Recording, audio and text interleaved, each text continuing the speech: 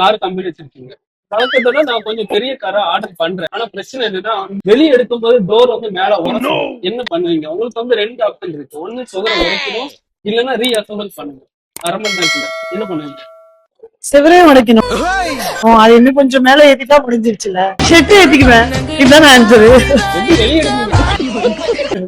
Shed மேல இருக்கிற செவரும் உடைக்க மாட்டேன், காரே ரீஅசெம்பிள் பண்ண மாட்டேன். பிகாஸ் நீங்க அதை ஆர்டர் பண்ணிட்டீங்க.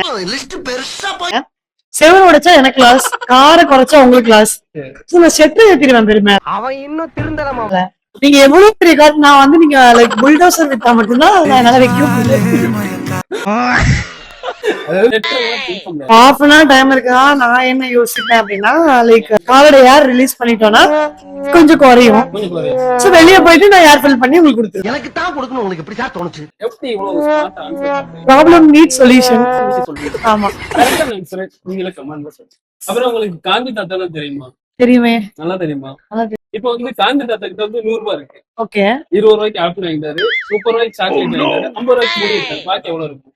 அவர்கிட்ட 100 ரூபாய் தான் இருக்கும், காலியா இருக்கும். நீ என்ன சொல்ற? செலவு பண்ணி எவ்வளவு இருக்கும்? ஃபுல்லா கம்ப்ளீட் ஆயிருக்கும்ல. எப்படி இவ்வளவு ஸ்மார்ட் ஆன்சர் பண்ணீங்க? எனக்கு புரியல. என்னங்க எனக்கு ஒண்ணுமே புரியல. 30 rupees செலவு பண்ணிட்டாரு, 50 rupees ஒரு செலவு பண்ணிருக்காரு, 21 பண்ணிருக்காரு. So 100 finish. பாக்கி இருக்கும் அவர்கிட்ட. பாக்கி என்ன இருக்கும்? மண்டல முடியே இருக்காது. இல்ல இல்ல, அவர் 50 ரூபாய் அப்படியேதான் இருக்கும்னு நினைக்கிறேன். ஏன்னா அவர் மண்டையில முடியே இல்லல்ல, அவருக்கே முடிய இருக்க போறாரு.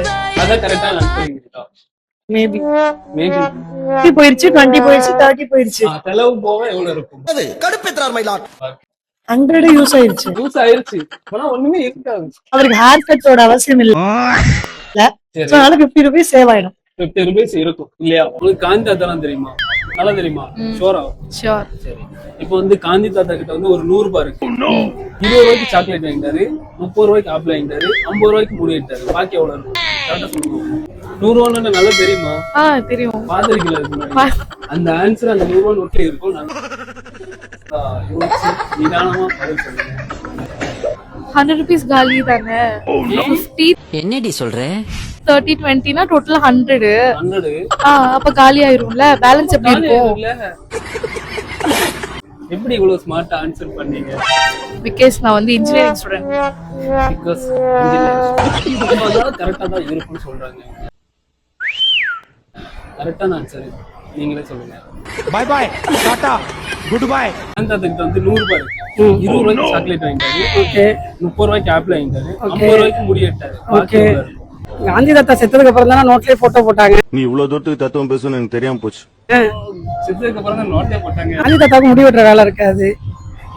இருக்காது, அதனால அதை லெஸ் பண்ணிக்க வேண்டியதுதான். எவ்வளவு இருக்கும் பாக்கி? ஒண்ணும் இருக்காதுன்னு தான் நினைக்கிறேன். அவரே கன்ஃபியூஸ் ஆயிட்டாரு. எனக்கு தெரிஞ்ச அவர் இறந்ததுக்கு அப்புறம் தான் காந்தி தாத்தா போட்டோ கூட நோட் அடிச்சாங்க. எவ்வளவு இருக்கும்னா உங்களுக்கு 20 30 50 போக பேலன்ஸ் 50 இருக்கும். 50 நீ என்ன சொல்ற? இருக்கும். 50 இருக்கும். எப்படி இவ்வளவு ஸ்மார்ட்டா ஆன்சர் பண்ணீங்க? இல்ல இல்ல, நீங்க ஏதோ கோளாறு கொடுக்குறீங்க. ஆமா, அவருக்கு தான் முடியல, அதனால முடி வெட்டுறதுக்கு வேலை இல்ல.